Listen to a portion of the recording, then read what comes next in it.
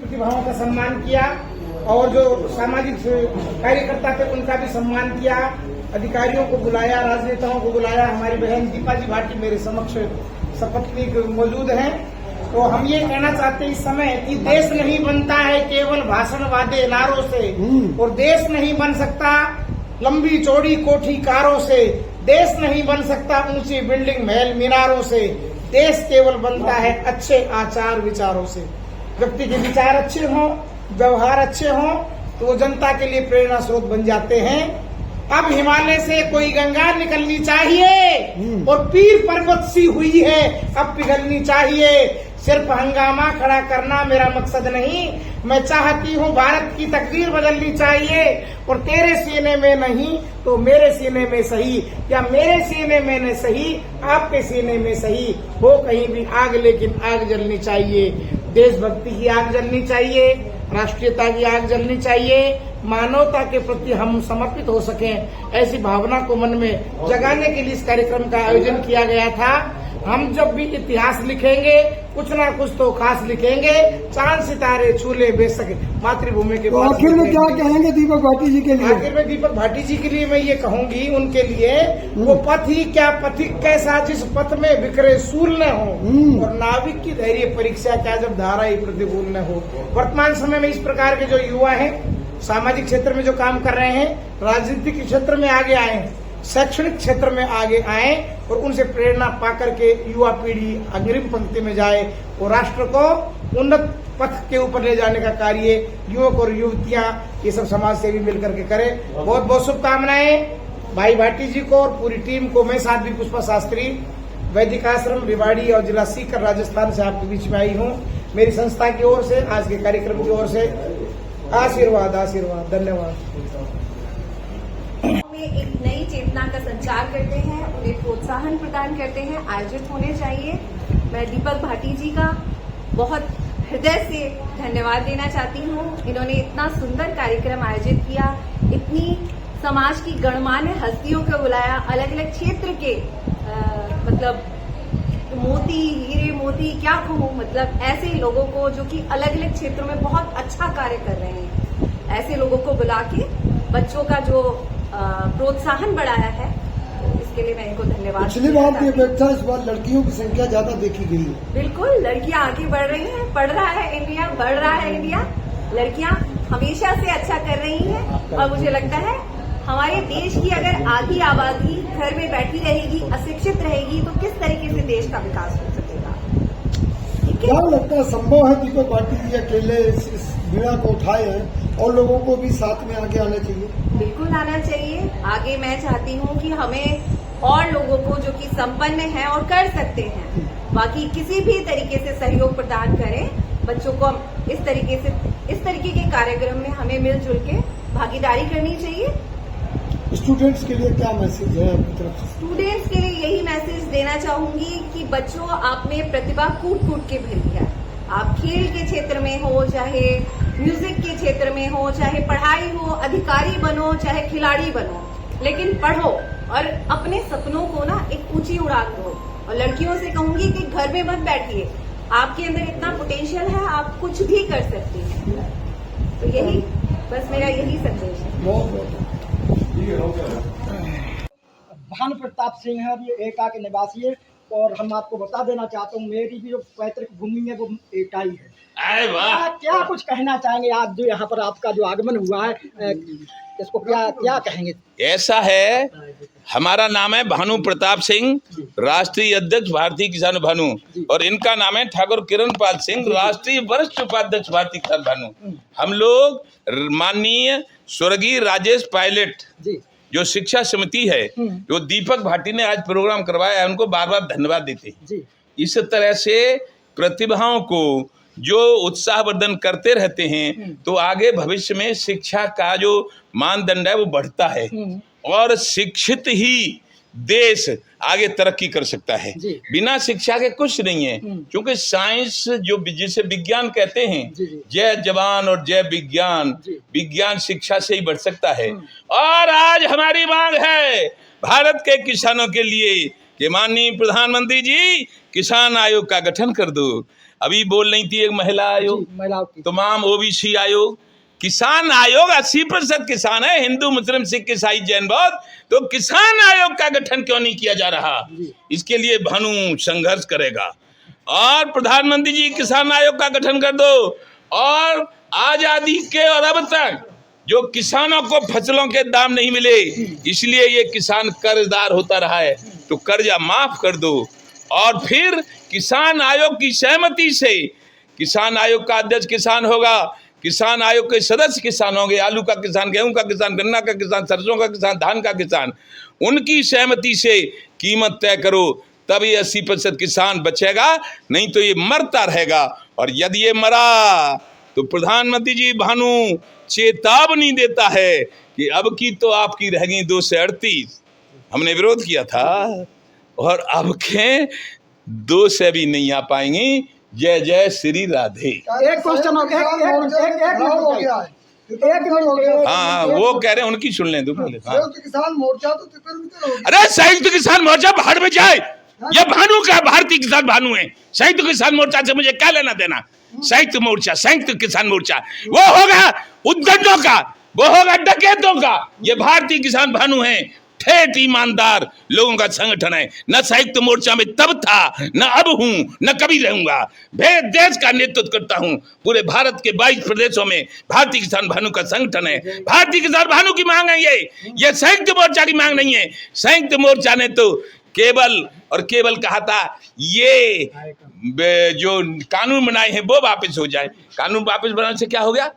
क्या हो गया कानून वापस? तो आप कह रहे हैं वही तो। अरे हम वो नहीं कह रहे थे, राकेश टिकैत भी वही कह रहे हैं। राकेश टिकैत ये नहीं कह रही। राकेश टिकैत कहाँ कह रहे हैं कि किसान आयोग का गठन हो, लेकिन कह रहे हैं राकेश टिकैत तो बहुत अच्छी बात कह रही है, लेकिन आप जो कह रहे हो कि संयुक्त किसान मोर्चा तो बिखर गया।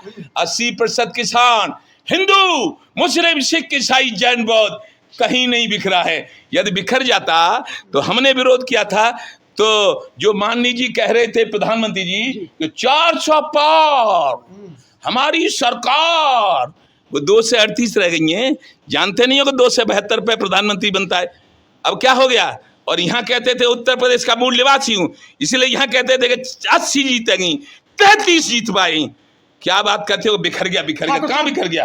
2 जुलाई की जो ये घटना हुई है, तमाम किसानों की महिलाएं जो आज इस सत्संग को लेकर के जो 2 जुलाई की घटना में मैं कहता हूं कि ये जो भोले बाबा है, ये साक्षात विश्व गुरु या विश्व हरि क्या बनता है, इसको आजीवन जेल में डाल दिया जाए। क्यों? इसने 24 बड़े आश्रम बनाए हैं। एक एक आश्रम में करोड़ों अरबों रुपया लगा है। इसने समाज को लूटा है, और जो 123 मरे हैं, इसकी संपत्ति को बेचकर उन सबको 1-1 करोड़ रुपया मुआवजा दिया जाए। उसका FIR में नाम तक नहीं है, कैसे उसको? ऐसा FIR में नाम नहीं है, उसको दंडित नहीं किया गया तो भारतीय किसान भानु और ठाकुर भानु प्रताप सिंह देश में घोर आंदोलन छेड़ देगा। धन्यवाद। जितने भी लोग आए सभी ने आपके हौसले को सलाम किया। कैसे मैनेज करते हो इतना सब कुछ? आपका पहले तो धन्यवाद करता हूँ शंकर भाई। आप हर बार मुझे लगा 3-4 बार से मेरा सम्मान और सहयोग और आशीर्वाद मुझ पर बनाया आपने, बहुत बहुत धन्यवाद। और मैं नहीं करता, सब ये कार्यक्रम समाज का ही कार्यक्रम है, प्रतिभाओं का। अगर और लोगों को भी ऐसे आना चाहिए, लोग जितने आगे आएंगे कार्यक्रम में, प्रतिभाओं का सम्मान करेंगे, उससे उनका हौसला बढ़ेगा। और आगे क्या लक्ष्य?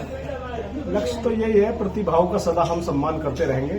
और ये 23वां प्रोग्राम है, भगवान ने चाहे तो 24वां इससे भी बेहतर प्रोग्राम होगा, और आपका सहयोग ऐसे ही मिलकर बना रहे।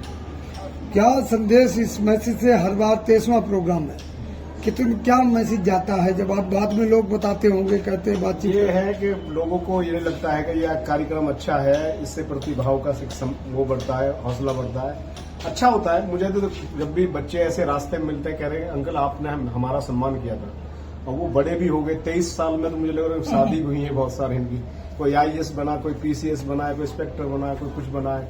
बहुत अच्छा लगता है। इससे बड़ी कोई दुनिया में खुशी नहीं होती। किसी बच्चे का अगर आप सम्मान करते हो तो कम से कम अपने अंदर तो बहुत खुशी होती है।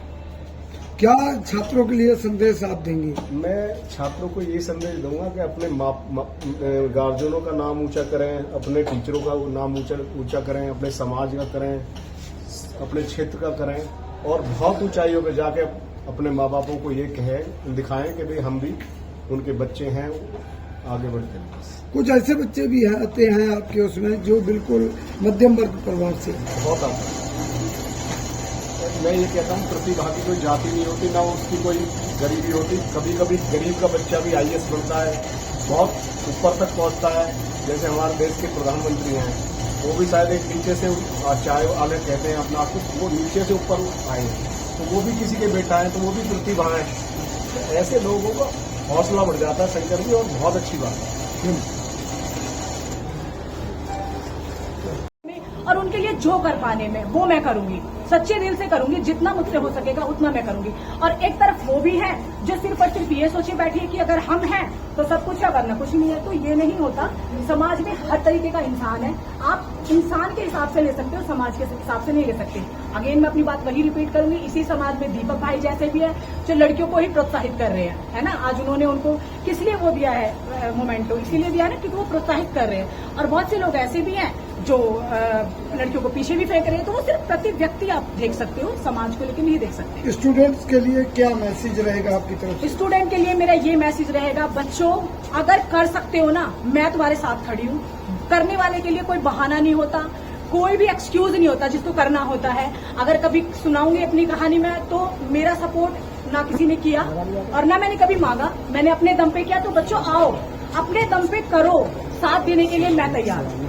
मुझसे जितना साथ तुम्हारा दिया जाएगा उतना मैं साथ तुम्हारा दूंगी, लेकिन जरूरत है तुम्हें आगे बढ़ने की, जरूरत है तुम्हें मेहनत करने की। मेहनत तो मैं नहीं करूंगी, मेहनत आप लोगों को करनी है, आगे बढ़ने का हक मैं आप लोगों को। अक्सर देखा जा रहा अक्सर जैसे आपका जो युवा है नशों की तरफ बहुत ज्यादा बढ़ रहा है जी बजाय शिक्षा के। जी बिल्कुल, आप ये इस बात को मैं आपकी को मानूंगी कि नशे की तरफ हमारा जो युवा है वो ज्यादा बढ़ रहा है। उसका कहीं ना कहीं कारण है, देखिए उसका भी कहीं ना कहीं कारण एक यही है कि जो अपने घर का जो फैमिली हमारा इन्वायरमेंट होता है उस पर डिपेंड होता है। वरना फिर अगेन मैं वही आऊंगी कि जिस इंसान में खुद में कमी है उसको समाज में कमियां नजर आएंगी, और जिस इंसान में खुद में कमी नहीं है उसमें समाज में भी कमियां नजर नहीं आएंगी, क्योंकि मैं भी उसी समाज से पढ़ी बली हूँ। और दूसरा बंदा जो ये कहता है कि मैं नशे में जाना, अपनी खुद की मन, अपना खुद का मन और अपनी खुद की वो होती है कि हाँ मुझे नशे की तरफ जाना है, मुझे पढ़ाई की तरफ जाना है, वो हमारी खुद की है। समाज अगर बच्चा ऐसा है कि जो कुछ करने लायक है, जो कुछ पढ़ रहा है, तो समाज उसे अप्रिशिएट करता है। ये मेरा समाज उसे अप्रिशिएट करता है।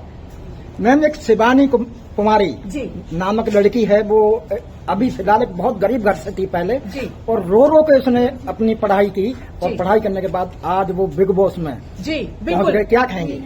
अब देखिए, अब आप यही देखिए, वो लड़की गांव से, जी। उसकी आपने भाषा भी देखी होगी, लोगों ने उसको काफी डिमोटिवेट भी किया होगा भाषा को लेके, गवार भी कहा गया, उसको ये भी दिखाया गया कि हाँ तू कुछ नहीं है। लेकिन आज बंदी वहां पे सबके ऊपर बैठी है, चढ़ के बैठी है। क्यों बैठी है? अपने अंदर कॉन्फिडेंस, अपने अंदर जुनून होगा ना तो कोई तुम्हें गिरा नहीं सकता। जब तुम खुद अंदर से कमजोर हो तो तुम्हें कोई कैसे उठाएगा? तभी तो उठेंगे हम, जब हमारे अंदर जज्बा होगा। हमारे अंदर जज्बा है, हमें कोई डिमोटिवेट नहीं कर सकता। हम अंदर से कमजोर है, हमें राह चलता भी ये कह जाएगा तू कुछ नहीं है। तो वो शिवानी यादव, देखो इसका एक बहुत जीता जागता सबूत है कि लड़की कहां से अब कहां पहुंच गई। इसीलिए तो पहुंची क्योंकि वो लगी रही अपनी लगन। कभी फीस देने को पैसे नहीं होते थे उनके परिवार में। उसका घर, उसका रहन सहन, अब आप बोलते हो कि माँ बाप पढ़ने के लिए करते हैं, ये करते हैं। जिन घरों में बहुत ही कंफर्टेबल, पैसे की कमी नहीं, रुतबे की कमी नहीं, उन घरों के बच्चे अक्सर देखा गया है नशेड़ी भी बन जाते हैं। जी, उस लड़की को ना पढ़ाई की कोई वो थी, ना घर में रहना, ना कोई ऐसे वो भी नहीं थे उसके कोई शौक, कुछ नहीं था, लेकिन एक चीज पे लगी रही ना वो, तो आज है। तो मैं लड़कियों को, खासकर लड़कियों को इसीलिए बोलती हूँ कि आपके पास आपका इकलौता हथियार आपकी पढ़ाई, आपकी एजुकेशन, आपका जो ये है ना टैलेंट है, ये है। करो, अगर करोगे तो अप्रिशिएट क्यों नहीं करी जाओगी? करी जाओगी, पूरी तरह से करी जाओगी। जी धन्यवाद। मैम मेरा भी क्वेश्चन है आपसे कि मेरा जो अनुभव है, जो बीपीओ लाइन है, हम ऑर्गेनाइजेशन ज्वाइन करते हैं तो मोस्टली क्या होता है 8 घंटे की जॉब होती है जी, लेकिन वहाँ पे अंदर हमें ऐसा बोला जाता है इंटरव्यू के समय कि 8 घंटे की जॉब है। जब हम उसे ज्वाइन कर लेते हैं, ज्वाइन करने के बाद हमें कभी 1 घंटा एक्स्ट्रा स्ट्रेच करने के लिए बोलते हैं, कभी आधा घंटा, और कभी हमारे डे ऑफ में भी हमें बुला लेते हैं। तो इसके अगेंस्ट हम मतलब क्या कर सकते हैं? देखिए, मैं तो ये सोचती हूँ अगेंस्ट वो जाना चाहेगा जिसको अपने काम से लगन नहीं होती। एक बुरा मत मानिएगा, जो एक सच्चाई है वो यही है, जो बंदा खुद करना चाहता है ना, वो कभी घंटे नहीं देखेगा, वो कभी दिन नहीं देखेगा, वो कभी रात नहीं देखेगा। मैंने भी बैंक में जॉब करती हूँ, अभी भी गवर्नमेंट जॉब बैंक है, उसमें भी टाइमिंग होती है, लेकिन टाइमिंग की मैं कोई लिमिट नहीं देखती उसमें।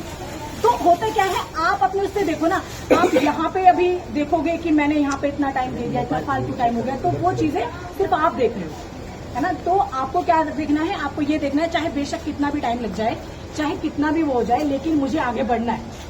और रही बात उसकी, मैं अभी भी फिर से आपसे रिपीट कर रही हूँ, आप अपने अंदर अपने आप को खोजो, अपने आप को अंदर देखो, क्या पता आप उस बीपीओ में ना होकर कहीं और बैठना चाहती हूँ। कई बार हमारी इच्छा नहीं होती जाने की, हमारी एक्चुअली उस दिन हमारा डे ऑफ होता है, फिर भी हमें धमकी देके बुला लिया जाता है कि हम तुम्हारी सैलरी नहीं देंगे, ऐसा मतलब हमें बोला जाता है। तो उसके अगेंस्ट क्या कार्रवाई हो सकती है? देखो, आज तक वैसे देखो होता क्या है, जब हम घर से निकलते हैं तब आधे रास्ते में जाके हमें पता चलती है कि ये दिक्कतें, ये परेशानियां भी हैं। आज तक मैंने ये शायद इसलिए फेस नहीं किया क्योंकि मैं हमेशा से काम को लेके ऐसे रही थी, क्या 10 घंटे क्या 8 घंटे। लेकिन हाँ, आपने अभी अगर ये कहा है, लड़कियां होती हैं, अनमैरिड लड़कियां होती है, घर पे उन्हें जवाब देने होते हैं, टाइम क्यों लग गया, इतना ज्यादा क्यों हो गया, है ना। तो उनको आपने ये चीज कहा है, तो देखिए मैं ये तो ज्यादा बड़ी बात नहीं बोलती कि मैं पहले से इस पे ये कर दूंगी, वो कर दूंगी। हाँ, लेकिन आपको इतना आश्वासन जरूर दिलाती हूँ कि मैं इस पे पहले बात करूंगी, पहले सारी चीजें देखूंगी, करूंगी क्या है, फिर मैं जरूर जो मेरे से हो सकेगा वो मैं इसमें जरूर करूंगी। और क्या कहेंगे राकेश पायलट शिक्षा समिति का जो कार्यक्रम है दीपक भाटी जी के द्वारा? बहुत अच्छा प्रोग्राम है, इसमें सब लोगों को शिक्षा में क्या कुछ कहना चाहेंगे दीपक भाटी आप, जो काफी लंबे अरसे से ये समाज की सेवाएं करते आ रहे हैं, तो ऐसे प्रोग्राम करते आ रहे हैं, इनको लेकर क्या है? सबसे पहले तो मैं उनका धन्यवाद करना चाहूंगी दीपक भाटी जी का कि उन्होंने ये आयोजन रखा, इतने सालों से ये करते आ रहे हैं। मैं आज इस बार पहली बार हुआ है कि मैं उनसे जुड़ी हूँ और आशा करती हूँ ऐसे ही हमारा जो जुड़ाव है वो बना रहे, क्योंकि ये जो प्रोत्साहन देने का काम कर रहे हैं बच्चों को, और वो भी जो स्कूल के जो छात्र हैं उनको, वो एक उनको अलग से पुश दे रहा है आगे और तरक्की करने का। और साथ ही उन बच्चों को भी बहुत ज्यादा प्रोत्साहन मिल रहा है जो लोग अभी कम अच्छे हैं पढ़ाई में या आनाकानी करते हैं पढ़ाई से। तो जब ऐसा मंच मिलता है, इतना अच्छा मौका मिलता है, बच्चों को अचीवमेंट पे अवार्ड दिए जाते हैं, तो जो बाकी बच्चे हैं उनके लिए भी प्रेरणा स्रोत बनते हैं। तो इसीलिए हमारे भविष्य को और ज्यादा उज्जवल कर रहे हैं दीपक भाटी जी, उसके लिए उनका एक बार फिर बहुत बहुत धन्यवाद। आप क्या कोई संस्थान चला रहे हैं, क्या है? मैं एक समाज सेवी हूँ, अपनी शिक्षा को शस्त्र बनाकर पहले जनहित याचिकाएं लगाकर लोगों के हित के काम करे हैं। और अब जहाँ पे मैं रह रही हूँ, जो मेरा कर्म क्षेत्र है सात रोड, वो बरवाला में आता है, और उधर से आने वाले जो आगामी चुनाव है विधानसभा से, उनसे मैं कंटेस्ट करूंगी, और जो मेरे क्षेत्र की मूलभूत जरूरतें हैं वो लोगों तक पहुँचाने के साथ ही साथ अपने क्षेत्र को मॉडल विधानसभा क्षेत्र बनाने का विजन रखना है।